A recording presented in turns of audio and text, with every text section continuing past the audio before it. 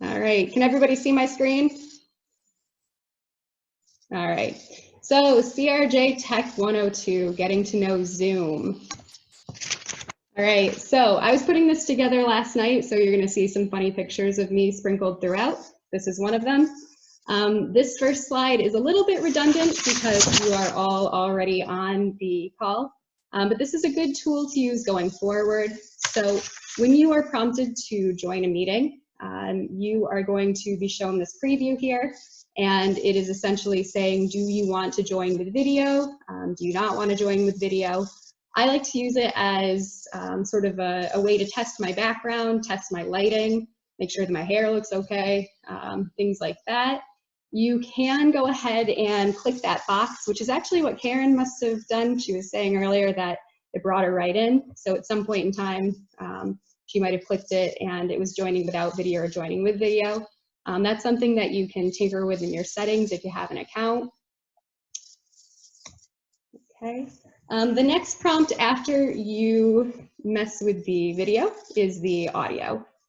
Go ahead and bring these people in. Okay. You have the option to join by computer audio or to join by phone audio. If you're going to join by computer audio and it isn't something that you have used before, you're going to want to go ahead and test the your microphone and speaker here. Oh shoot, sorry guys.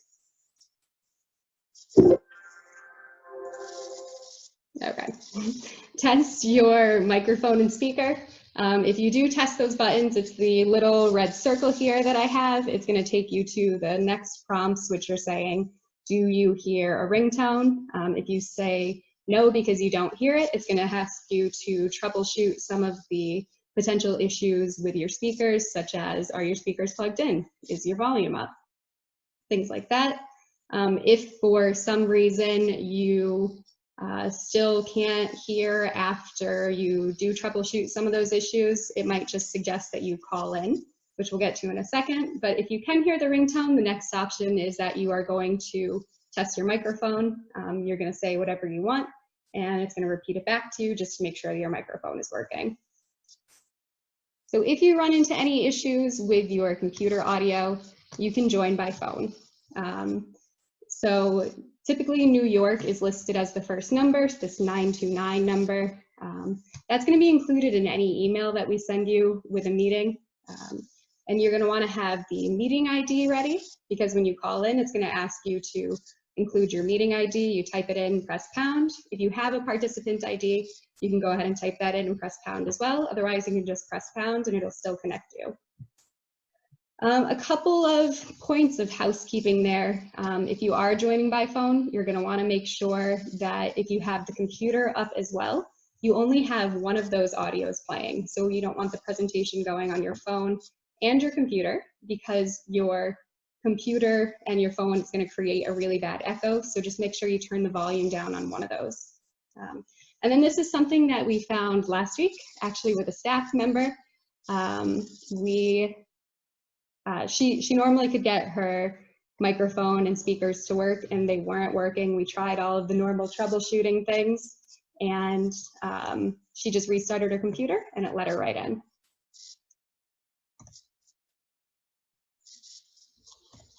Oh no, this mouse is killing me.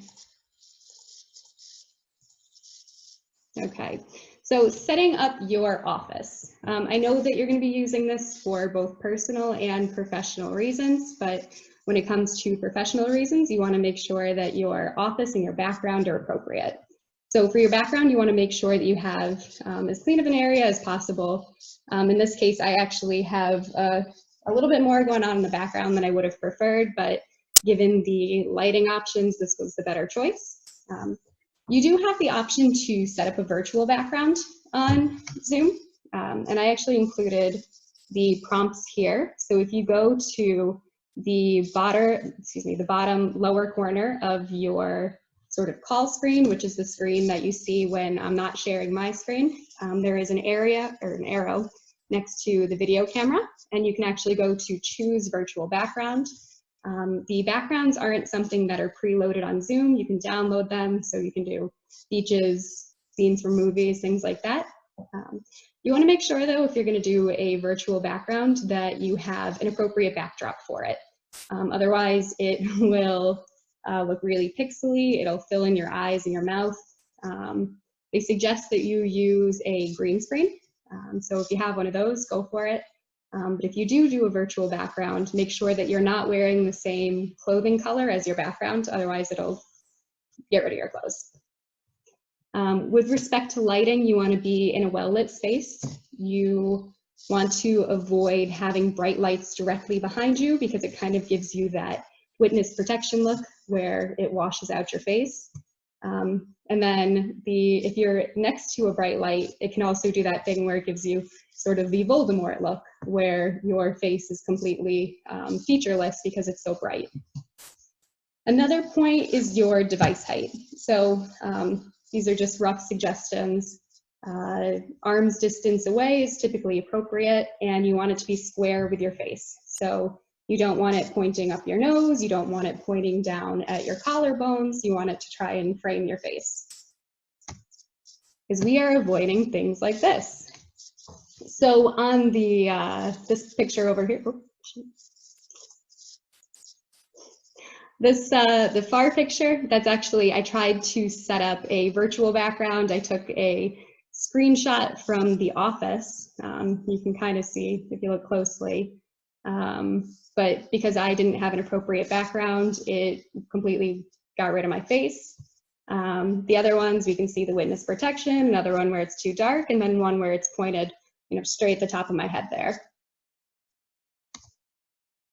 So another thing about setting up your office is privacy. So again, when you are using this for a mediation, you want to make sure that you are in a place that is appropriate. These are meant to be confidential sessions, and it's different from when you are in a conference room. It's different from when you're in a conference room where it's designed to be private. We have sound machines. We do all of those things, but we understand that you are home. So we want to make sure that we are at least putting ourselves into a place where people can't hear the conversation, can't see the conversation, ideally somewhere with a door. And you can always use headphones to really reduce that possibility of someone else listening in as well.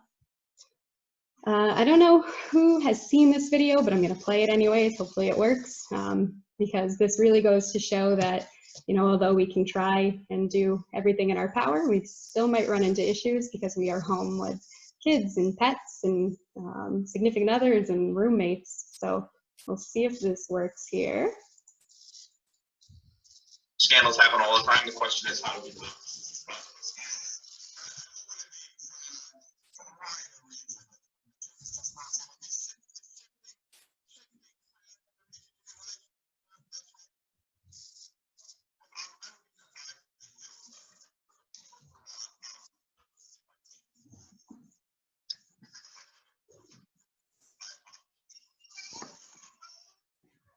Okay.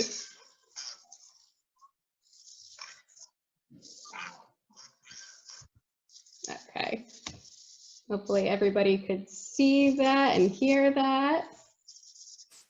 I cannot see you guys at the point. Did you guys all hear it and see it? Get ahead. All right. Kinda? Okay. All right. So a couple other things.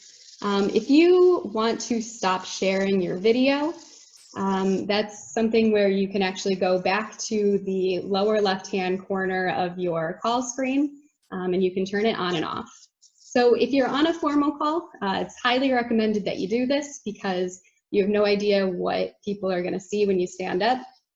I have seen so many viral videos of people taking their laptops to the bathroom with them or doing something wildly inappropriate while on a call because they forget that their camera's still on. So it's something that you definitely want to be mindful of. And so again, when you go to that lower left-hand corner, there's going to be the video camera. When you want to stop your video, you just press that button. When it's off, you're going to see a red slash through it. And to turn it back on, you press it again. So I'm going to stop sharing my screen here for a minute because we're going to try it. Okay, so I see that a handful of you are actually not sharing your video. So if you do not want to, you can go ahead and keep your camera off. But for the rest of us, I want you to go ahead, find that camera button, stop your video. It's like a power out in here. Okay. Anybody have any issues? Okay. All right, feel free to turn yourself back on.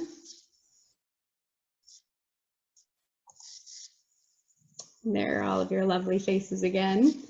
Okay. All right, good.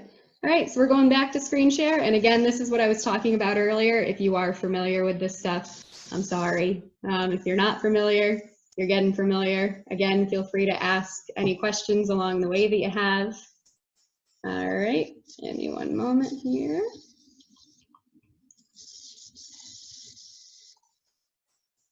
Okay.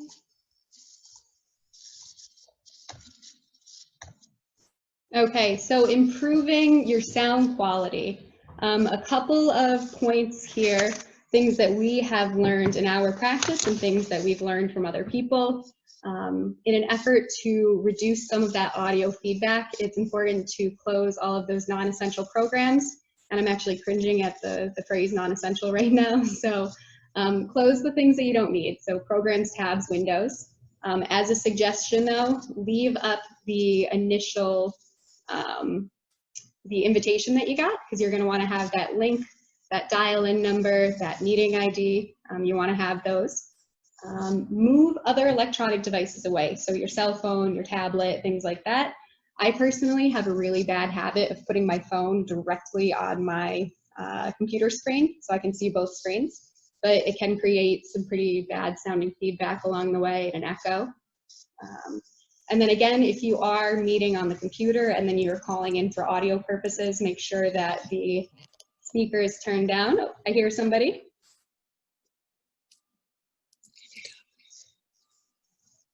I don't know who I hear.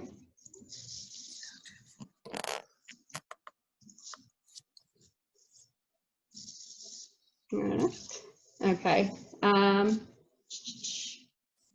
The other thing is that if the host identifies that you have a bad echo, you actually have the option to reduce your microphone volume. And on the next slide, I will show you how to do that. Okay, so back on your call screen, if you are in your lower left-hand corner again, on the up arrow next to your microphone, you go to audio settings. The next prompt that's on the right pops right up, and then you actually have the ability to drag your volume down. So if you have a very sensitive microphone, or you have some dogs barking, or like a really loud, I don't know, birds or something, you can turn that down so that people aren't hearing all of that feedback from your end. Okay. So muting and unmuting yourself. Again, in that lower left-hand corner, it's simple as pressing the microphone button. When it's muted, you're going to have that red slash through it, and it's going to say unmute. And then another way to unmute yourself when you are muted is that you can go ahead and actually hold the space bar.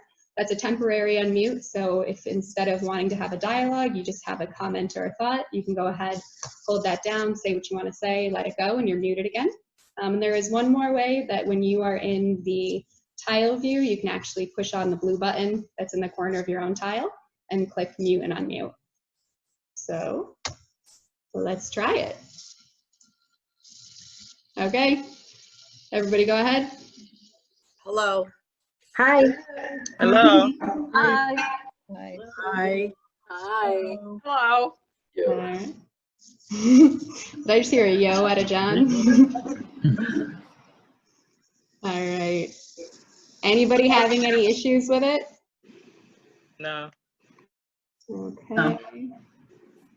Anybody try the blue corner instead of the microphone button?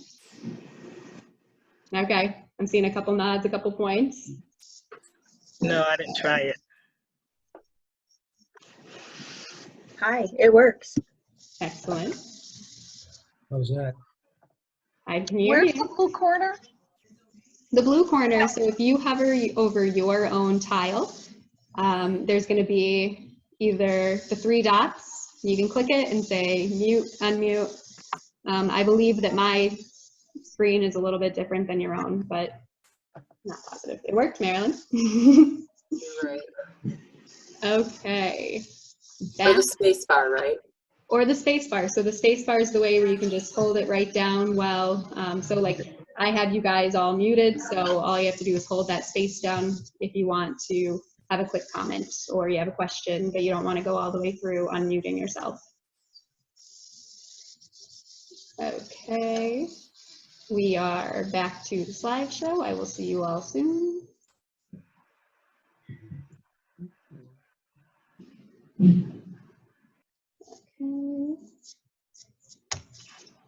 Okay, so what happens if you get kicked out of a meeting?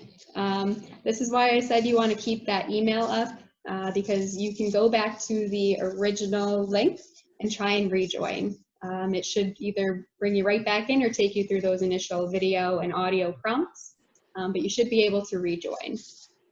If you are, for whatever reason, unable to join by computer, you can go ahead and just dial in because that initial email will have all of that information on there. But as a best practice point, it might be worthwhile to write down the dial-in number, your meeting ID, and any passwords, just in case your computer dies or crashes or something. You're not actually able to access that initial email. In the case of a mediation, we would share all of this information beforehand, and I would actually, or all of CRJ staff would be giving out the cell phone number for the person who's hosting the meeting in case anybody, participants, attorneys, mediators, runs into technical issues. They can go ahead and call the mediator or call the staff person, and we'll troubleshoot things as they come along. Okay, so the chat feature, and I probably should have led with this because I told you guys you could use the chat feature, but I didn't want to have this potato be the lead here, and I'll tell you the story about the potato in a second. But the chat feature is found in the bottom center of your call screen. If you see in the feature here to the right, it's the circled portion. When you click on that chat feature, that little air bubble, it's going to pop up on the right-hand side for you. From there at the bottom of it, there is a to everyone. And then if you click on the arrow next to everyone, you can actually message different participants that are in the conversation. So the story with this potato. So the potato is actually the boss of these 2 other employees. And before the call, she was tinkering with her, she was tinkering with the settings and she turned herself into a potato and she couldn't figure out how to get that feature off. So they held the entire meeting as a potato. All right, so we are gonna go ahead and try the chat feature.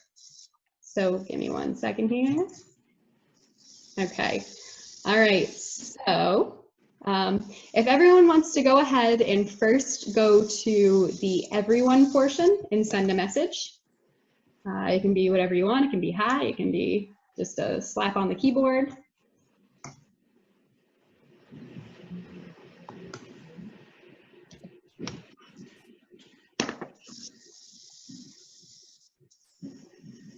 I'm having trouble with it. Okay. What kind of problem are you running into? I have somebody else's name who's not part of this group meeting after the to. Interesting. So if you click on that little arrow, is everyone an option up at the top? Which arrow? So right where it says to, it's going to be Yeah. the name of the person, and then there should be a little like upside down carrot. Yes, Okay. So if you click that, can you go up to everyone? yes. Okay. But how do I remove the first person's name? So that I'm not sure of. I have not run into that issue. Let me see if she's still on. Yeah, she's still in the group name. She's in the listings. It's not just the people on the screens, but a private person. See, that's interesting. I haven't run into that in my experience with this, but again, I'm still learning some of these things here. If anybody else happens to know the answer to that, feel free to pop in. And Anybody? Marilyn, we can certainly have a one-on-one Zoom meeting after this, and we can try and figure it out if you want. Okay. Oh no.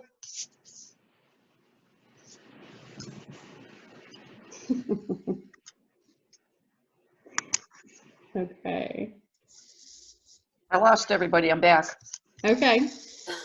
All right, so now what I want you to do is go ahead and find a buddy. It can be someone you know, someone you don't know. I got a question. Yeah, go ahead.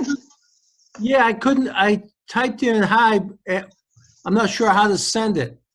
You can hit enter. Yeah.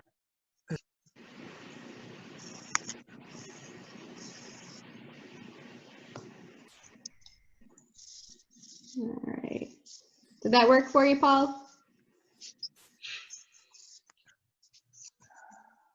Oh, see, I see your hi, Paul.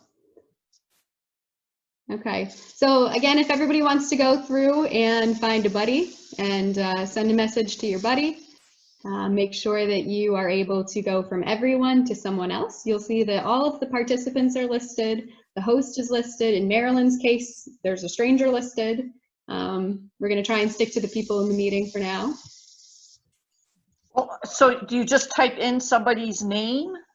So it's right at the lower corner there. There's the 2. And then I'm not sure what your name says. Does it say everyone with the drop down arrow? No, it still is the person who's not part of this group. Okay, so go ahead and click that arrow anyways. Does it pop up with the participants that are on this call? It does, but it includes the person who's not part of the call. Okay, yeah, so I'm not really sure on that, but if you want, we can have a call afterwards and we'll see if we can figure it out. That might just be a glitch in Zoom right now. And it's interesting because I've not had a Zoom chat with this person, so I have no idea how she's on this. Are you sure it's not somebody in here? I don't think so. It says privately. Yeah, so that could be if you had messaged someone that's in the call. So if someone sends me a message right now, the response is going to automatically go to that participant. So if someone messages me, I can respond to just them, or I can shift it back to everyone. So you do want to be mindful of that when you have a session, especially if you're co-mediators and you're trying to chat with one another, making sure that if it's a private message, it's private, it's meant for everybody else, it's meant for everybody else. Well, I'm still not clear on how to do a private message. Okay, so on the, you're looking at the 2, right? Yes. And then can you go to the drop down next to the person's name? Yes. Okay, so pick, you can go ahead and pick my name if you want. Okay, so I click on your name. Yep. Okay, your name is there. Okay, does it say privately next to it in Yes. red? Okay, so go ahead and send me a message. Okay, so that worked. Okay, so can anybody else see the message that Marilyn just sent me? Nope. Okay, so that's a private message. And then you can actually go back to that same drop-down menu and switch it to everyone in the meeting if you want.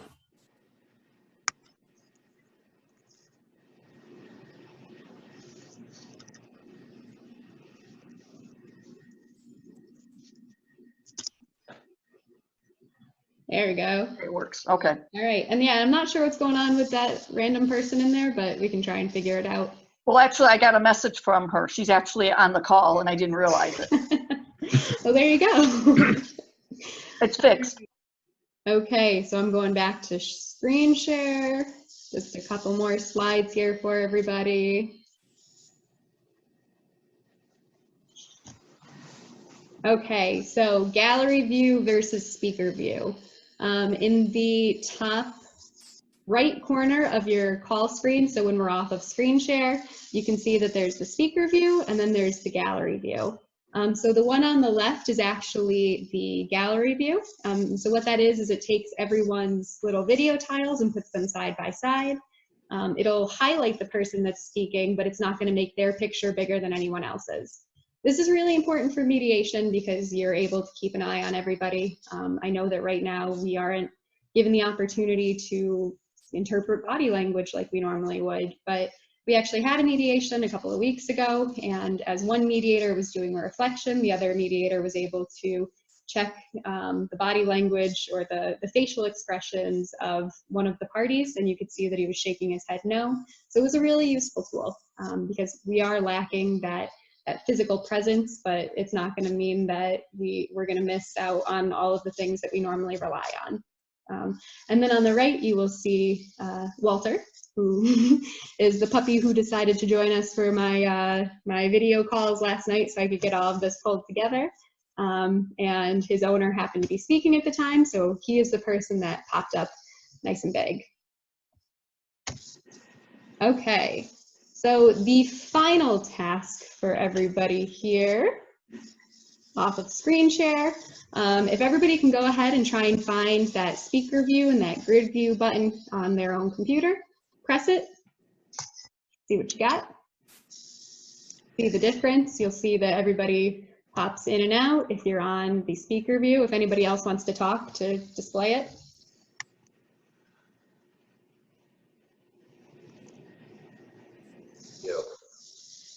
Thank you, John. So for anybody who was just on the speaker view versus the grid view, John should have just popped up. If anybody else wants to give that a shot and speak so we can see it. Hello. All right.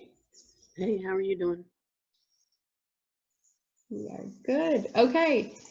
All right. So looking at my chat here, I did get a chat from Julie. Something that you want to be careful of is that when you do have a message with someone, it's automatically going to default to the last person that you chatted with.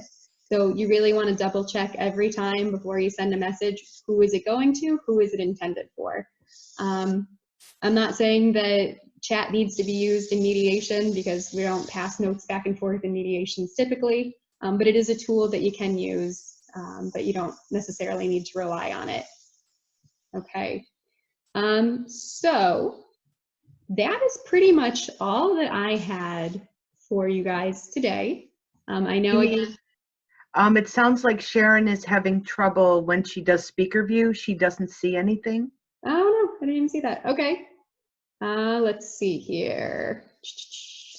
Sharon, what kind of device are you on? I'm on an iPad. iPad, okay. Are you seeing the grid view at all, or is it just, are you normally bouncing back and forth between people who are talking? I see the grid view. Okay. So when you go up, and can you click where it says speaker view in your top corner? So now when I hit speaker view, I just see like a little, like the little white face with white clothes and no people. Interesting. Okay. Anybody else on an iPad running into that same issue? No. Hey Sharon, when Amy starts talking and you're in speaker view, does it switch from that little white ghost figure to Amy's face? Okay, Amy, can you speak for a minute? Sure. And it should have done the same thing when Amber just talked. So whoever's talking, it should essentially take their face and put it right up on your screen. Nope, it's still that ghost view. Okay. So I'm not sure on that either. Sharon, we can certainly have a call after this to see if we can figure it out. Again, I'm still learning as we go here. Like I didn't know that we would have to restart Sherry's computer last week, but we restarted it and everything worked. So small little tech saving options here. Okay, so that is pretty much all that I had for you folks. How are we all feeling? Okay, I see a couple thumbs up. I see a couple of thumbs up as reactions. Okay. All right, so that's actually something that you can do as well. On your screen, there is the participants button. Does everybody have that? Okay, you can actually go to reactions. You can give thumbs up, thumbs downs, coffee cups. I'm not really sure what the coffee cup means, to be honest, but we can interpret that. Coffee. Yeah, I need coffee. I gotta go. Okay. Did anybody have any questions? Yeah, I have a question. Okay. Is there any way of expanding Zoom for an extra monitor?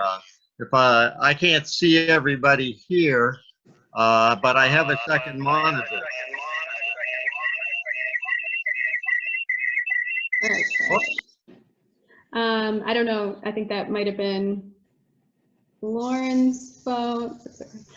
So there's actually a way to do that in your setting. You can expand to dual monitor. It's not going to do it right away, but you actually have to go into your own settings and configure it that way. Okay, where are the settings? Yep. So do you have an account on Zoom? Yes, I do. Okay. So on your, when you go to the Zoom website, up in the upper right-hand corner, there's either your picture, if you have a little picture for your profile, or there's sort of like the person icon with the head and the shoulders. You can click on that and it's going to, you can drop down, it'll show you your account, you click on it, and then there are settings over on the other side. And if this is something that you need to follow along while we do it, I can again have a one-on-one Zoom with you afterwards. But there are a ton of different settings that you can do in there. You can do breakout rooms and polls and things like that. And we'll get a little bit more into some of that stuff at our next session next week with breakout rooms, because that's essentially how we would be caucusing going forward. Okay, thank you. Amy, there are a couple of chats that have come up with more mediation specific kind of tips and tricks. And I wonder if that's stuff more appropriate for your next tech meeting next week. Sure. Certainly both good ones. All right, give me just 1 second so I can scroll to where it is. Starting, I saw that Susan Woods had a comment about seeing everybody in gallery view. You can only see however many fit on your screen. The other option, Amber, look at you with your Simpsons, is it Simpsons background? Or Family Guy? I don't know. You can go over on the side of your screen, there's going to be an arrow. So if there's more than however many participants, it's going to split them onto 2 different pages. Okay. Coaching and troubleshooting with clients. Ellen, what do you mean by that? And Lauren, I apologize, I just muted you. It sounds like you've got a pretty bad echo. So if you're on 2 devices, we're going to want to turn the volume down on one of those. I think it's Lauren that I muted. I'm sorry if it's not. I'm not. Okay, you go ahead and ask your question. Didn't have a... Okay, so Ellen, your comment was that you had some concerns about troubleshooting and coaching with clients. Can you expand on that a little bit? You got to unmute yourself. I'm fairly familiar with this, but I feel like our parties might not be, and it might take up a lot of time just dealing with the technology, and I see a strong possibility that one party might be a lot more familiar with it than the other, which kind of gives them a little bit of an imbalance. So I'm just saying, I guess we'll have to feel our way through this, but it is a concern that I have. Yeah, and that's a really reasonable concern. With respect to a lot of the cases that we're going to be scheduling, we're really gauging what sort of technology people have. If they're on the phone with us beforehand and they're expressing some concerns about how to use a platform or something, we can offer them the option to walk through with a staff member so that they can get a little bit more familiar. All of that being said, really a participant in a session is going to be utilizing the mute and unmute button, and then the stop video and start video. Beyond that, they don't necessarily need to be using the chat feature unless they would like to send messages to people. But we're happy to walk through with folks beforehand. Right. I'm thinking more about the kinds of things that happen at all these meetings where someone's video goes off or their audio goes off or they get disconnected, and it can just kind of take a lot of time. But it's what we have, so we'll have to make the best of it. Yeah, and I think that being really deliberate in our opening statements about this is new for all of us. We're trying to navigate it still. We understand that there might be issues, and talking about what our approach and plan is going to be if we do run into some of those issues. I just want to add too, and Amy can maybe speak to this a little bit, the sessions that we have done and the conflict coaching that we've done. And we do a significant amount of team meeting through Zoom. So far, so good. We haven't had any disconnection issues or losing parties or things of that nature. So we are cautiously optimistic that we've chosen a really good platform that's user-friendly, and in preparing people for mediation like we always do, this will be something we help folks prepare for ahead of time too. So hopefully it will be as successful as even just your experience on this today. Amy, and also I just wanted to mention, and I know we'll go over this next time, Alan's concerns notwithstanding, we have been implementing co-mediation with a staff person so that at least, you initially doing these mediations will not be the one having to kind of fool around with the tech and troubleshoot with people on your own. So hopefully that will help. That said, we still will anticipate a fair amount of this getting people comfortable, but that's been working well so far. Amy, during our next session, will you be discussing things like signing the consent and signing the agreement and who puts the agreement together, the logistics?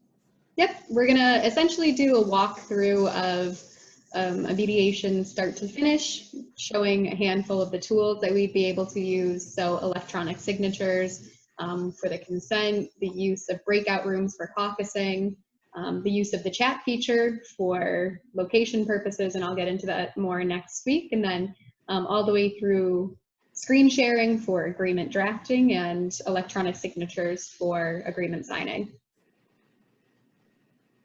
Okay. Comment just to supplement what Ellen said. I think we could be a lot more confident, initially at least, using this in the coaching type format than in the situation where we had two agitated adversaries.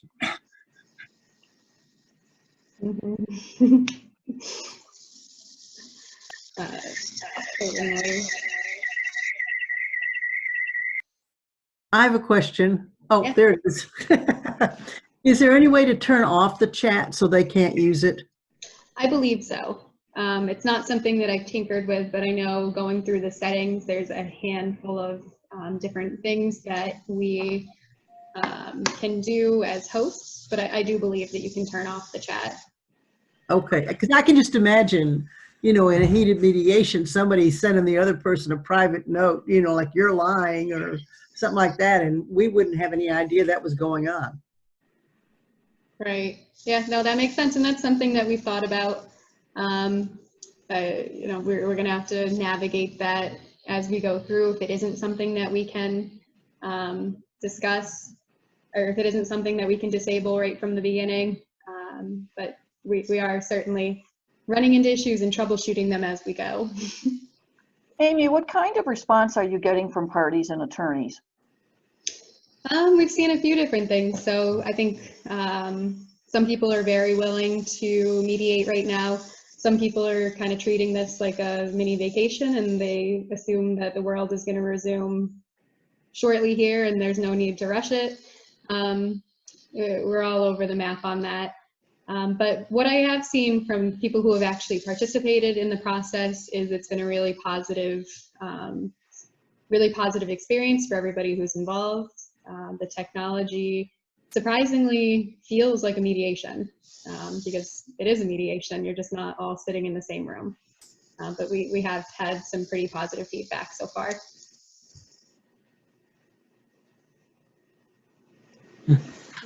Amy, are we going to be able to see like a virtual example of a Zoom mediation? Sure. So, I mean, there's a couple of things that we could share with you. There are some video links where you can actually watch examples of it. We weren't going to hold a mock mediation with like parties and mediators and things like that. But I can certainly circulate a video that does have those things for you. Thank you. Yeah.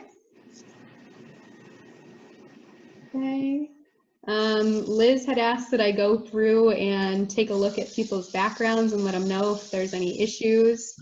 I am seeing a couple of cameras at funny angles. Remember, you want to try and make sure that you're squaring your face in the frame.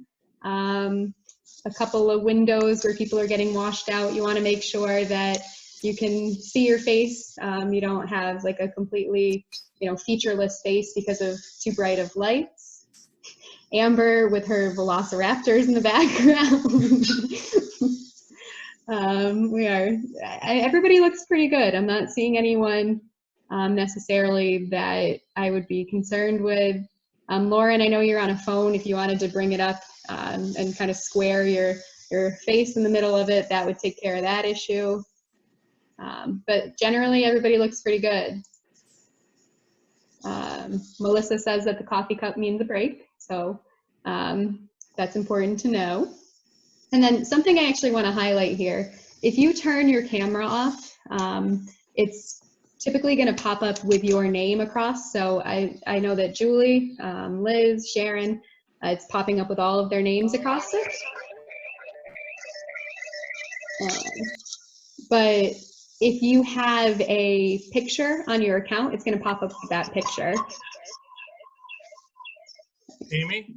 Yep. This is Jude. I just had a question about the two parties. When we set up a Zoom meeting, are they told that they should be in separate locations and not be sharing the same computer or iPad or whatever?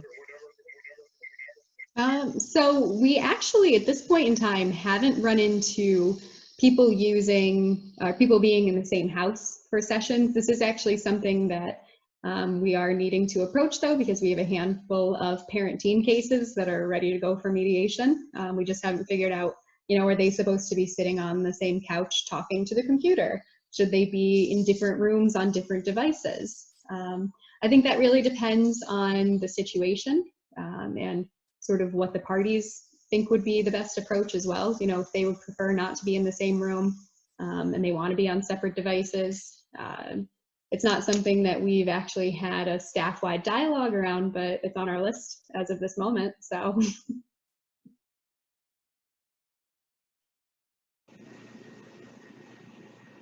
Hey, Amy, it's Gail. So does that really go back to all the intake work that CRJ does with the parties to introduce them to the concept of a virtual conflict coaching or mediation and to really set up the parameters for their locations prior to the event taking place? So that's a good point. We are doing a lot of legwork in the intakes like we normally are, and it's figuring out, what kind of device does someone have? How is their internet connection? That will help us establish which platform we're going to be using, because not only do we have Zoom, we have another platform called Doxy. If you're on a cell phone, you either need to download the Zoom app or you can open Doxy right from a web browser. So we have a couple of different options. And then in your opening statements, and we'll run through this a little bit more next week, but there has to be an extra section now about electronic participation. Are you alone in a room? Can you ensure that you are not recording this? And what does recording mean? Is it pictures? Is it audio recording? Is it actual recording on your device? So we try and cover all of that in the opening statement as well.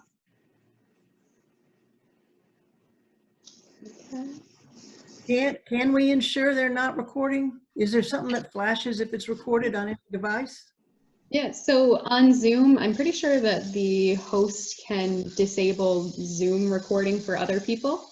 Like right now, I'm recording it. Do you guys see any sort of Yes. thing? Yeah. I see it. So it pops up right in that corner there to let you know. Yeah. It's the same as someone bringing in a tape recorder to a mediation. We can tell them that it's confidential and we can tell them that they are not supposed to do it, but if they bring it in and we don't know, you know, that's a situation in and of itself. But we are going to do our due diligence to let people know that that's not the appropriate process.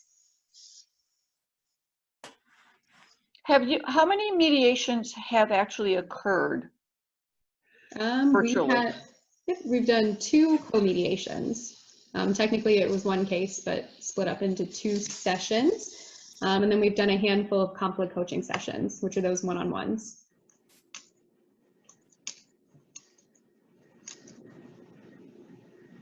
Do you anticipate the same number of people not showing up for virtual mediation as in the real life mediations?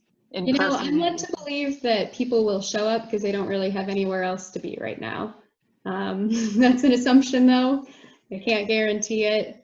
But I think that we will have a pretty high turnout rate if we get all the way through the scheduling process with these folks.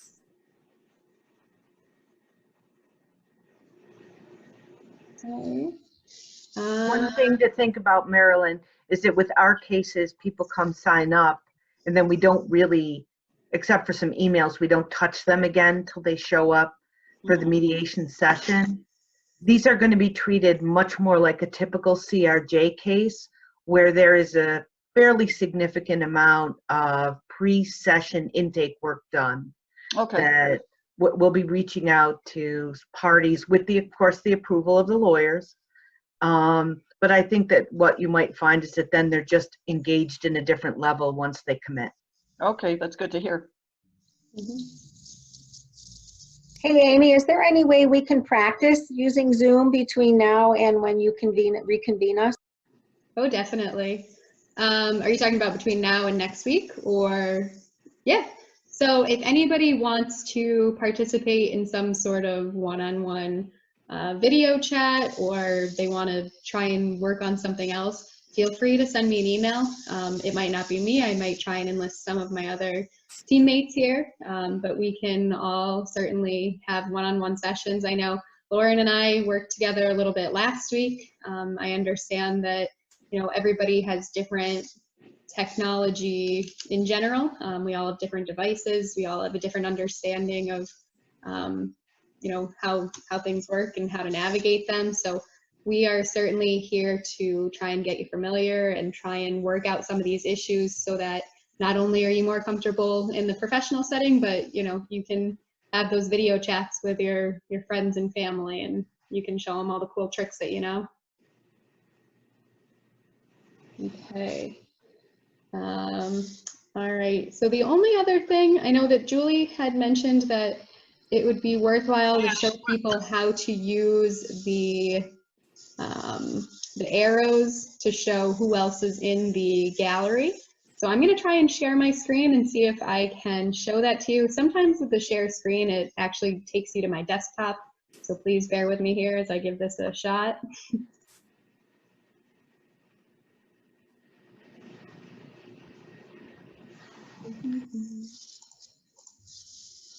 Okay.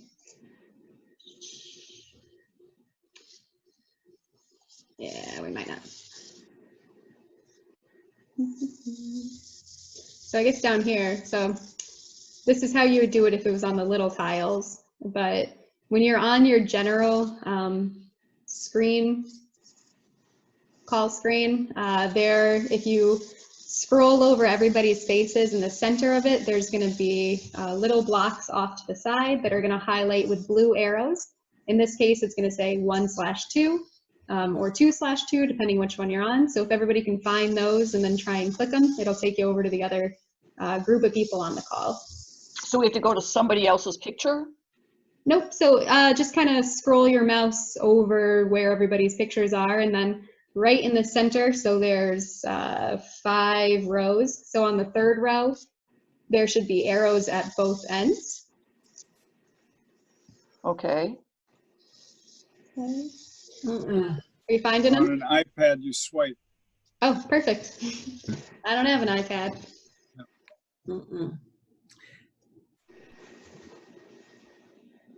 Okay, I clicked on the arrow and I have some more pictures. Okay, yep. So that's just showing who else is in the call. Okay, but how do we share a screen? How do you share a screen? Isn't that what we're supposed to be doing? No, nope. So I disabled your share screen. I was trying to share my screen so I could show you, but it actually changed the format of your pictures, and that's not something I've figured out how to fix yet. So I apologize. Hey, Amy, when we do this, will we need our own Zoom account, or do we're going to use CRJ Zoom account? Yep, so you don't need your own account. If you have one, that's great. You certainly don't need one though. So CRJ, again, as Julie mentioned earlier, we're gonna have a staff as a co-mediator on at least all of our cases initially, and they're gonna take care of all of the tech stuff. So all of the settings will be CRJ settings. Yep. Great. Yep. So Amy, do I understand you correctly that we'll be doing the mediation? Basically, we'll be doing the mediation and the CRJ staffer is there for technical issues. So you know what, I'm gonna turn to Karen on this one. We are all CRJ during this time just because we're all kind of in a little bit of uncharted territory. We are planning to use a co-mediation model for all mediations done at this time.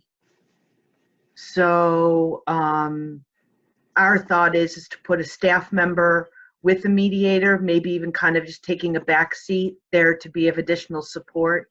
Amy brought up a really good example of a mediation that she and I were doing, where I think at that point in time I was talking and it gave her the opportunity to kind of view the tiles. One thing you will see is right now, if you can look, I'm looking at Marilyn. And so it looks like my eyes are very disconnected from the conversation. Do you see that? I'm looking kind of down and around. If I want to look as though I'm engaged, I have to look up at my camera. And if I look up at my camera and I look like I'm looking right at you, then I can't see any of the tiles. And so it's just, there are some intrinsic differences that we think it will benefit us to have a two-person approach. There is also a different level of kind of emotional burden that we may take with these cases. Normal stress is normal stress. This is not normal stress. And so as much as we're trying to be of good support to the people we're working with by using a team approach, we're trying to do that to be a good support to one another. And so that's how we're going to do that in the virtual setting for the time being. Does that make sense? Yes. I also had a message from Sharon about trying to screen share the recording piece. So I just took a screenshot. I'm going to see if I can pull it up really quickly just to show you what it looks like, at least on my end. And if anybody sees something different, feel free to let me know where it is on yours. All right, we'll move that.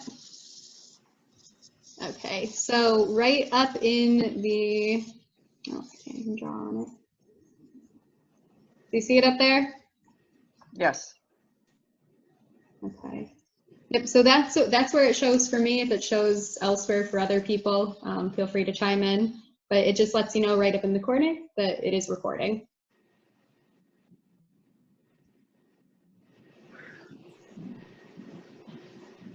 Okay. All right. So I'm also seeing some comments about some phone numbers. You do have the option to change your name. So that's actually something you want to be mindful of as well, because I have had some friends have some pretty embarrassing things happen where they will be on a group chat with their buddies and they'll change their name to something not necessarily work appropriate. And then the next day they'll hop on a call with coworkers and it pops up as that funny name, which makes for a great story, but a really embarrassing moment. So you want to be mindful of that. And then the other thing that I was saying earlier is that if you do turn off your video and you have an icon or you have a picture saved as your account profile picture, that picture is going to pop up instead of your name. So if everybody can actually see Melissa's tile, there's a nice little headshot of Melissa in there versus some of the other people who have just their name written across the background. So make sure that if you have a tile picture, again, something that is appropriate, because if you turn your camera off, that's what people are going to see.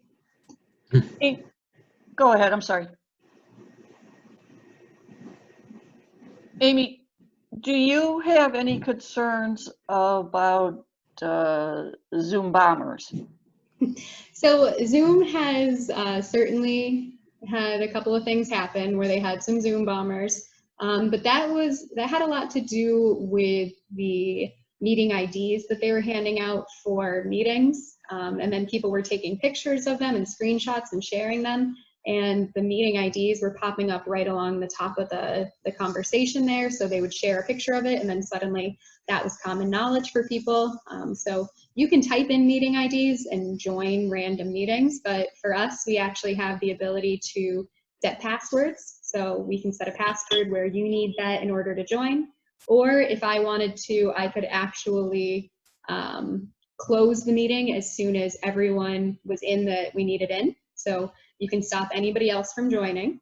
And then an additional step was that you all were waiting in the waiting room today before I brought you in, whether it was for 5 seconds or 3 minutes, depending on how quickly I got to you. If the host enables the waiting room, they actually have to manually let people in. So there are a ton of things in place to protect against that.